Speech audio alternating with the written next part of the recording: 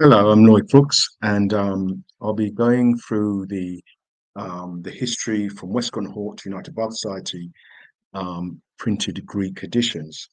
So the main book I'll be going through, touching, is a book by called Textual Optimism: A Critique of the United Bible Society's Greek New Testament by Kent D. Clarke.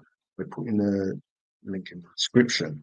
So first, I'll open up by in terms of the first chapter of this book, and it talks about Wescott and Hort in their history. And this is by E.C. Cowell, Ernest Cowell, a great textual scholar. He says, Wescott and Hort and their history. They have been held with honor. One who works in the textual criticism of the New Testament today is like a traveler in a far country, where all the landmarks were made of clay and the rains were heavy. The old maps and road guides are useless, for the fixed points have either vanished or been transformed. Those fixed points were erected by the epoch-making work of Wescott and Hort. And what he's basically saying here, that a lot of, in terms of their canons and how they arrived at what they got, there's no sort of evidence how they arrived at that. And later scholarship has demonstrated, for example, shorter readings. It's been found by scholars like James Royce, Juan Hernandez, Peter Head, Maurice Robinson, um, Andrew Wilson. All these people have looked at papyri, lectionaries, minuscules, majuscules, codices, and they've all found that scribes more likely to omit rather than add. And what you found is a lot of the canons supported the Alexandrian text, was shorter and terser, right? The other thing is that by Zane Hodges, and he says modern textual criticism is psychologically addicted to Wescott and Hort. Wescott and Hort, in turn, were rationalists in their approach to the textual problem in the New Testament and employ techniques within which rationalism and every other kind of bias are free to operate. The result of it all is a methodological quagmire where objective controls on the conclusions of critics were nearly non-existent. It goes without saying that no Bible-believing Christian is willing to extend the implications of his faith to textual matters and have the slightest grounds for confidence in contemporary critical texts.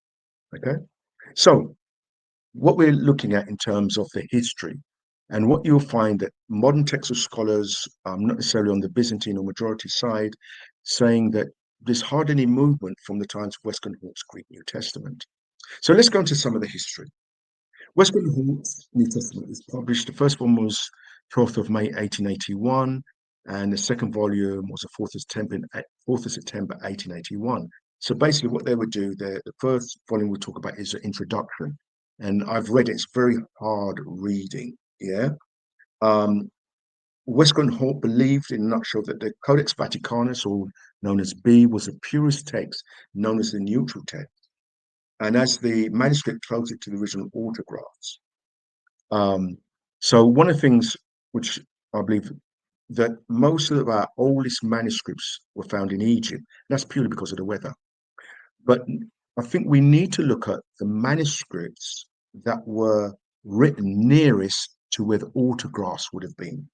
So we have later manuscripts which were written in the location where the autographs were in. And it's about the quality of the exemplar or what the copies were copying from. All right. So here's an interesting point. This is Fred Allen's book, The Text of the New Testament. They said that Wescott and Hort, they never collated a single manuscript, but worked off printed editions. And let me, young people say a shout out to Dean von Bergon. He's a man, Dean Bergon was a man who's heavily criticized, hardly ever referred to, unless you're a majority text person. But yet he collated the 5 main codices. So we look at him, he was familiar with the manuscripts, he was familiar with the early church fathers, but I'll go into it in a bit later. So we have to bear in mind that Wescott and Hort never work from the original manuscripts. They work from printed editions of Greek New Testament. Yeah. So you can imagine now, I'd never see working. And remember, these are the days when You didn't have any facsimiles. You had to go to the places where the manuscripts were held. That's why somebody like Dean John Bergen deserves to be heard, because he actually went to where the manuscripts were and examined them personally himself. So they didn't actually work from uh, actually the original manuscripts. Mhm. So let's look at some of the comments they had. Yeah. So let's look at some of the comments that Hort had. So this is from the Life and Letters, and this is really, I really encourage anybody to get it. You can download it. The Letters of F.J. Hort and Wescott. Yeah. So the Life and Letters enable us to trace the growth of this work on the textual criticism of the New Testament, and it's important that we understand the mind and the mindset of Wescott and Hort when they were producing their Greek printed Greek texts. So the letters enable us to trace growth of his work on the textual criticism of the New Testament. All right. So basically, we have to understand the genesis, the beginning of the idea. All right. What started them? What was their mindset to produce a printed Greek New Testament? Now, and I'll go into the reason why this one was particularly popular. The year's 1851, and the age of the writer is 23 years of age. I want to bear this in mind. He's 23 years of age. He said, I've been 2 nights at 2 Thessalonians chapter 2, and I've at last got some light, which has much pleased me and encouraged me. I find it altogether a most interesting and always profitable study. I had no idea, no, I had no idea till the last few weeks of the importance of text. Now, this is really surprising, this next statement. He said, I've had no idea till he's 23 years of age, till the last few weeks of the importance of text, having read so little Greek Testament. Now, before I go any further, you remember in those days, there were, languages were standard. Learning Latin, for example, I'm in my 60s now. And what happened is that, Latin and Greek was common, or even to kids, young kids learning Greek and Latin. So he said, I had no idea the last few weeks in points of text, and read so little Greek Testament, and dragged on with the villainous Textus Recepticus. Wescott recommended me to get Baxter's Cryptical, which was Schwartz text, and it's most convenient small quattro with parallel, look at this point here, with parallel Greek and English, and a wide margin in purposeful notes. So he's not working with the original manuscripts, and this is where Dean Bergon is not being respected. He actually worked with the manuscripts and the quotations of the church fathers. So these guys, they worked with printed editions. It's like me producing a Greek text, right, by working with the Nettlesland and working with the, I don't know, Family 35 or Robertson Pierpoint. But I'm actually looking at their manuscripts themselves, all right? So look at the other thing he says. He said, this pleased me in the same letter. This pleased me so much, so many little alterations on the good manuscript authority, made things clear, not in a vulgar notional way, but by giving deeper and fuller meaning. But after all, Schwartz is very capricious, and sparing introducing good readings. And Tischendorf is the person who discovered Codex Sinaiticus, and he was a collator of manuscripts. So in terms as a scholar, he's to be respected because he collated manuscripts. Tischendorf, I find a great acquisition above all because he gives the various readings at the bottom of the page, right? So he's actually reading printed. And I must say about Tischendorf as well, one of his editions was focused mainly with Sinaiticus, yeah? So one of his editions, when he discovered Sinaiticus, that was the primer text that he used, where you find Wescott and Hort, their primer was Codex Vaticanus. Right, so look what he says here. I find a great acquisition above all because he gives the various readings at the bottom of the page. And his prolegomena, right, are invaluable. Yeah. So I believe that word is probably the introduction, right? So that's prolegomena, which means word, yeah, or matter. So it's basically his introduction, right, are invaluable. Think of that vile Textus Recepticus leaning entirely on late manuscripts is a blessing. There are such early ones. The definite plan of a joint revision of the text of the Greek text was agreed upon in the course of the walk with Dr. Wescott. So basically, if you look at that's just under 30 years it took him to produce Wescott Hort's Greek New Testament. But that Greek New Testament was focused on printed editions. I want to bear that in mind. So we've got the key principles, the older reading. Now, here's the thing about in terms of modern scholarship, and also in terms of stuff of numerous papyri and minuscules as well. The older reading manuscript and Greek are more likely to contain the original text. So basically, we have to understand that the Greek text they focused on was Egyptian, based in Egypt. All right. So remember, a lot of papyri were not discovered. I didn't have access to these papyri at the time. Yeah. The shorter reading is more likely to contain the original. We know that is not correct because modern scholars like James Royce, E.C. Cowell, Juan Hernandez, who did a study in the Codex and Apocalypse, scribal habits, Maurice Robinson, I believe he did one on his doctorate dissertation on scribal habits in the Apocalypse. I believe it's correct. Andrew Wilson, he probably did the largest amount because he looked at lectionaries, minuscules, papyri. Is one of the wise one. Andrew Wilson, recommend that, download it and get that. And so a lot of these principles were not founded on fact. And later scholarship disproved that. Yeah. So look what he says here. Where Codex Vaticanus B and Codex Alpha agree, it's to be a sure reading. Now, later on, I'll probably explain that it's found that Herman Hosker was very familiar, another great textual scholar. He found there was 3,036 differences between Vaticanus and Sinaiticus. That's in the Gospels alone. He actually gave up 3,036. So basically, there was more disagreement than agreement. Yeah. The Western and Syrian Byzantine text was conflated or mixed readings and not to be considered. So what they believe that for example, the Byzantine text would borrow from the Western and borrow from Alexandria and produce a text or a reading. That is found not to be true with the discovery of the Bodmai papyri, P66, and P75 and I think 74, but a few of them, the papyri that Wescott and Hort didn't have access to, it was found that they were not conflated readings. And a lot of Byzantine readings were found in early papyri. And also, so some of these conflate readings was found not to be the case. The examples he gave us conflate readings.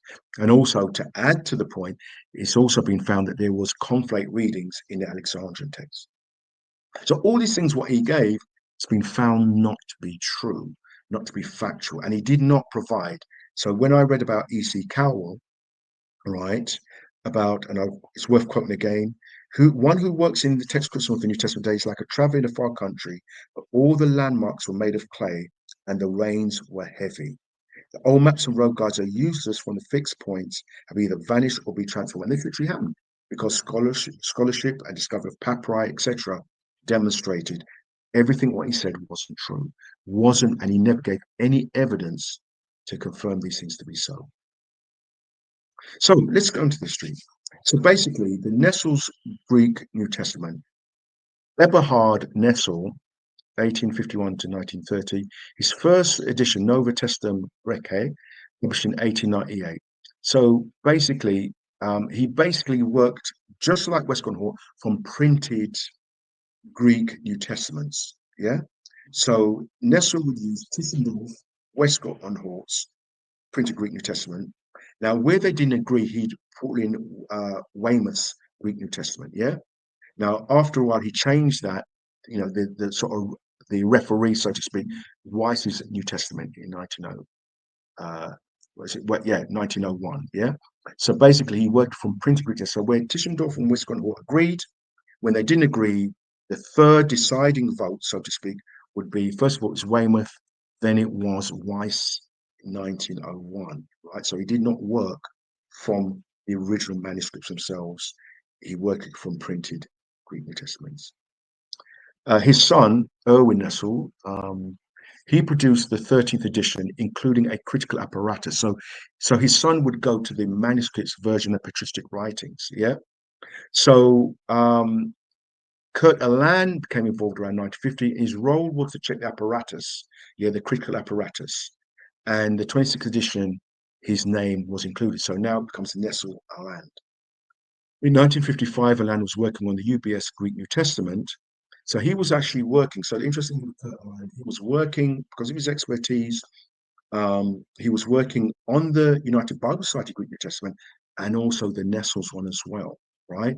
And he made them aware, those on the United Bible Society, that I'm working also in Nestle land. And naturally, as time went on, as we'll see, they became one printed Greek text. So we mentioned the difference. The United Bible Society is for translators, and the Nestle is basically for scholars. So the critical apparatus for Nestle is much more extensive than the one on the United Bible Society. Yeah. So by the time of the third edition of the United Bible Society Greek New Testament, 1975, the majority of editions were removed. Essentially, there was one printed Greek text. So if you go onto the website, you can see Nestle and UBS 4 and 28 are the same one. The same one. Yeah.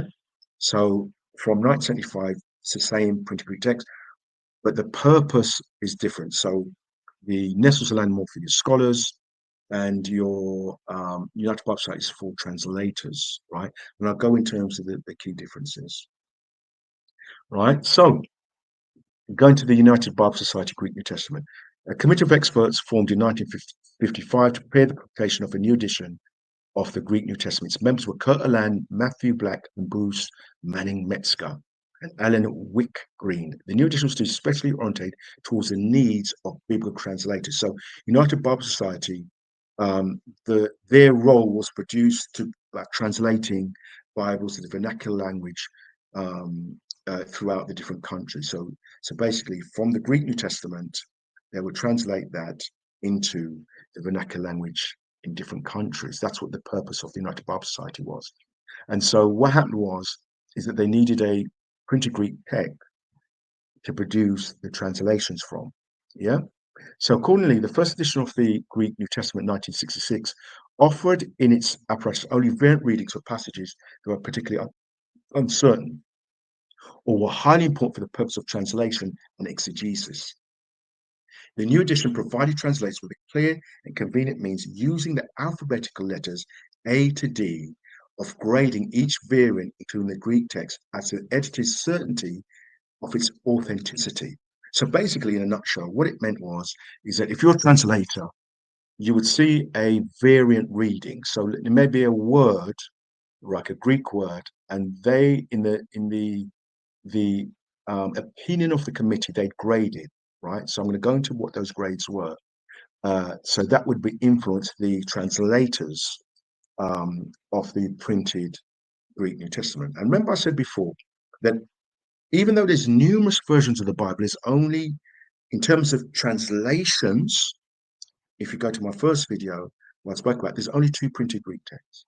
Yeah, that's that translators use: the United Bible Society and the Textus Receptus. I'm talking about widely known translators. I know there's more printed Greek texts, but these are the ones what translators use in the whole.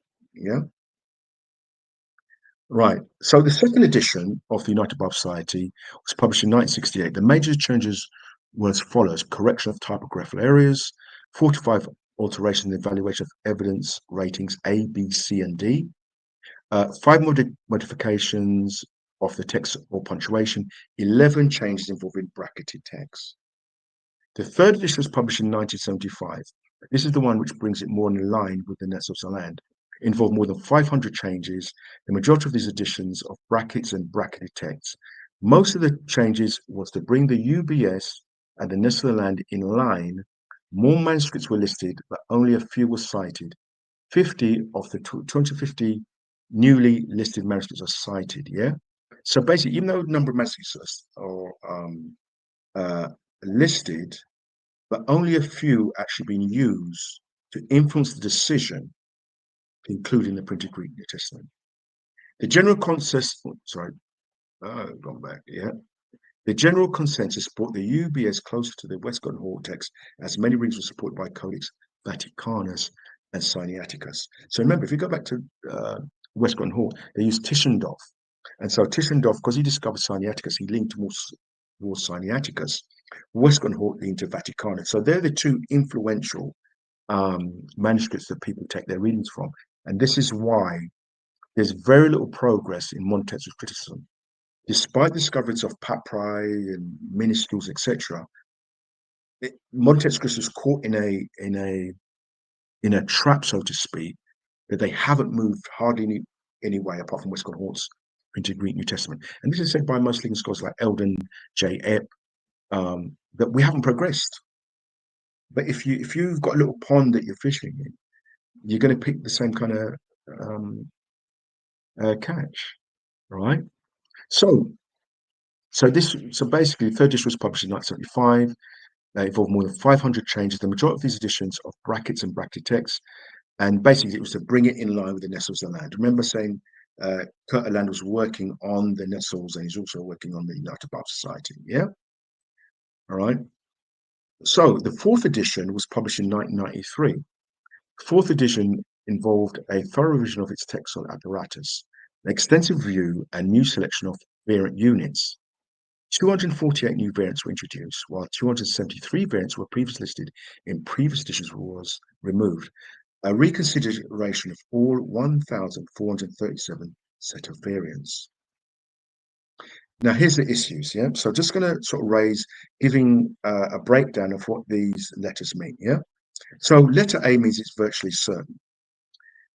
Letter B, so basically when you look at in the Greek New Testament, you see a letter, especially when you look at the United Bible Society, you'll see there's a variant reading and they'll say A is virtually certain. B, in case there's some degree of doubt concerning this reading selected for the text. But basically what the committee does, they have a show of hands, a vote to what they believe is certain, what's not certain, there's a later doubt. So C, let C means there's considerable degree of doubt whether text or the apparatus contains the superior reading, considerable degree of doubt. Letter D shows that it's a very high degree of doubt concerning the reading selected for the text. So one of the issues with the book is that how there's a shift away, how from the different editions a shift. So let's look at United, made a mistake there, United Bible Society, I put USB, that's stuck in my mind, but it's United Bible Society. The first edition has a D rating, the variant, Luke 19, verse 25. The second edition is a D rating, yeah? So basically, this is not a proper variant we should consider, just to go back, yeah? So remember, D, it means shows there's a very high degree of doubt concerning the set of reading. Very high degree, yeah? 3 now, the third edition says C rating, yeah? So let's go back to the C rating. It means a considerable degree of doubt. But there's a jump from the first edition of D rating to C rating, and it's A rating, which, as we go back to the slide, it means the text is virtually certain. All right? So let's look at this point here. So Luke 19, verse 25, first edition D rating, second edition D rating, third edition C rating, fourth edition A rating. Now, you would normally suppose that there's some new evidence that discoveries come in to make it an A rating from a D rating to a C rating. Yeah? So let's look Bruce Metzger's textual commentary. Now, Bruce Metzger's textual commentary is how the committee, what caused the committee to make the decision. Now, what you will notice in the UBS third edition, UBS fourth edition. Now, when you look at the textual commentary, there's no difference in the commentary from C to A. So I put in bold, the only difference, it says it's difficult to decide whether, right? So it's exactly the same. So they haven't explained why they have a variant move from D, the first 2 editions, to C, to A, to virtually certain. There's no explanation what changed their mind. Okay. Acts 2:44. First edition, D rating. Second edition, D rating. Third edition, and apologies for I put USB because I've got that stuck in my mind.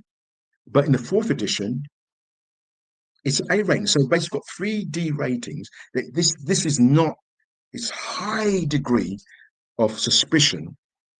It moves to certain. So let's look what Bruce Metzger's comments says. Yeah. So what you notice, there's virtually no difference apart from manuscript 254 and manuscript 234. Exactly, but there's no sort of significant change. So they don't explain why they changed. Look what it says. Yeah, right. So it says D reading in the third edition. Reading epi to auto, right? B254, I think it's a minuscule. Codex Vaticanus 254. It's got Oregon, Slave, and these are the church fathers. Give impression of being a stylistic improvement, paring away every superfluity of expression. With expression epi to auto, which occurs 3 times in the Western text of verses 44 to 47, and twice in the B text. See the comment on verse 47. Now go to the fourth edition, right? Where it's A, now it's certain. Reading epi to auto B234, ITB, Oregon, Spectrum Slavin, gives the impression of being a stylistic improvement, paying away every superfluity of expression. For the expression epi or auto, which occurs 3 times in the West, exactly the same. So there's no explanation how those 2 examples went from D to A from the first edition. So the example before went from D, first 2 editions, C and A. 3 editions said D. They've jumped from D to A, where there's high probability this is not a true reading, to A, but no explanation. Mark 10, verse 19. You know the commandments: do not murder, do not commit adultery, do not steal, do not bear false, do not defraud, honor thy mother and father. Yeah. So, me aposteres, yeah. So you see here, Mark 10, verse 19, right? So it's a C rating. Oops, so there we go. Oh, yeah. C rating, A rating. Yeah. No difference. Yeah. So the letter C, a signal degree of doubt with the text contains a superior reading. So they move from C to A with no explanation, exactly the same. So that in bold at the bottom, that's what I've put, but it's exactly the same, no explanation. So it comes across as being highly subjective. Yeah. So look at this. So what we did in terms of the book, it talks about in terms of the first 8 chapters of Luke, out of 18 A-rated variants. And we notice Sinaiticus, Aleph, 17 of the 18 A-rated is from Aleph. Vaticanus, 18, Codex W, 18. So that's an error there. It should be 8 as 89%. Yeah, 89%. Now, the point being is this: you will notice that there's a heavy leaning on Codex Sinaiticus um, and Sinaiticus and Vaticanus. Yeah. Okay. What also support for A-rated readings? You notice the highest ones are the Coptic, Zahidic, and Boharic. Yeah, Egyptian. Yeah. So you see here with the pool they're getting supporting A readings and they're leaning heavily towards is Codex Sinaiticus, Vaticanus. And when we talk about versions, we're talking about the Egyptian ones. What about fathers? Oregon. Yeah. All right.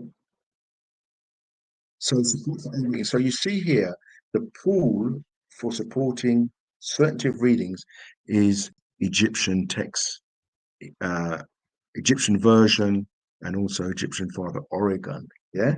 And we're going to go. And the reason why I say Oregon is because they reckon that Oregon used a manuscript very similar to Codex Vaticanus and Sinaiticus. All right, then. Here I'm going to bring about a paper by Kersop Lake. All right. and Cursor left into three periods as to the text used. So he wanted to find out, right, by using the early church fathers, the three periods as to the text used by the fathers in the Alexandrian era, with special focus on Codex B Vaticanus, Codex Sinaiticus, Aleph. So there's three periods: the period of Clement of Alexandria, right, the period of Oregon, and period of Cyril of Alexandria. Yeah. So let's look. Yeah. Clement. Yeah. So what Cursor Blake said is Clement's Greek Testament was presumed the Greek text current in Alexandria in his day, and it was indeed free from Antiochian or Byzantine readings, but for the most part, it was marked by Western readings. Now, Western readings, uh, uh, you know, best exemplified by Codex Beza. So it's basically there were quite large readings. Where the Alexandria, if you look at Alexandria, is quite short readings. The Western one is more verbose, where the Byzantine was in between. Yeah. So it was influenced by the Western. Remember, if you look at it, right, is that Egypt was quite far away from where the autographs were. And we have to question the exemplars or the ones which copyists use. Was it a stable text? Now, what we see here is that it was mainly the Western. And it gives an example, yeah? It gives example, right? Luke 3, verse 22, the ordinary text of this passage is, Thou art my beloved Son, in whom thee I'm well pleased, supported by the neutral text and the Byzantine tradition, the Syriac, yeah?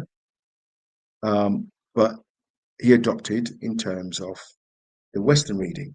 So Clement's Bible had, Thou art my beloved Son, this day have I begotten thee, which is a reading found indeed at Codex Beza and the majority of the Old Latin authorities. Let's look at the second period. Now, at present, it's possible to draw only somewhat certain uncertain conclusions, but at least we can say enough to say that he used a manuscript which differed from those of Clement. Remember, they're in the same area, yeah? So he used a manuscript different from Clement, but more very closely with the neutral text, Codex Vatican Aleph and V, yeah? So if you notice, the first period that Clement used, Western. Second, Oregon, neutral. Let's see what happens afterwards, yeah? Cyril of Alexandria. So following on from the second stage in the text of Alexandria, then the neutral text was predominant, although traces of the earlier Western remain, come to the third stage, that which Westwood called the Alexandrian, found especially in the writings of Cyril of Alexandria.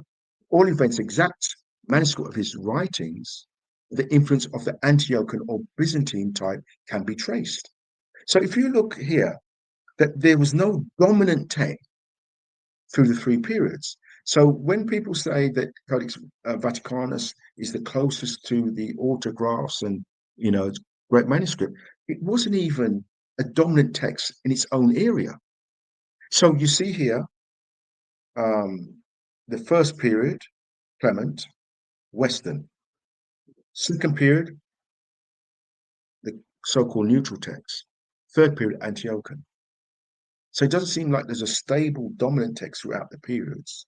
So we know they're quite far removed from the autographs. Now, this is what Cursor Blake says. We'll have to make, and this is what I really love about this particular point here, which I totally agree. We have to make up our minds to regard Wescott and Hort's edition a failure. Through a failure without which we would be poor indeed, insofar that has not succeeded in reconstructing, as it claims to do, the original Greek of the Gospels, but instead reconstructed the text which was dominant in Alexandria, not in the first period, but in the second stage of the history of the text of that city. We shall have, in fact, regard it and the manuscript which is based on a secondary rather than a primary authorities for the text of the New Testament. Furthermore, we shall have to admit that for the earliest period of text history, there are no pure. So just to sum up on this point here, that the Codex Vaticanus and Codex Sinaiticus produce no copies. Even, and I said before, Codex Sinaiticus and Vaticanus disagreed in the Gospels alone through Herman Hosky's book, Codex being its allies, 3,036. They didn't even agree between themselves. So, oldest doesn't necessarily mean best. So what I'll do with our next session, we'll go into this a bit more. All right, and just to wish you God bless you. I pray this teaching has been a blessing, and it just gives you some background in terms of the modern textual criticism, because the pre-printed Greek New Testaments. God bless you, and God keep you, and may He cause His face to shine upon you.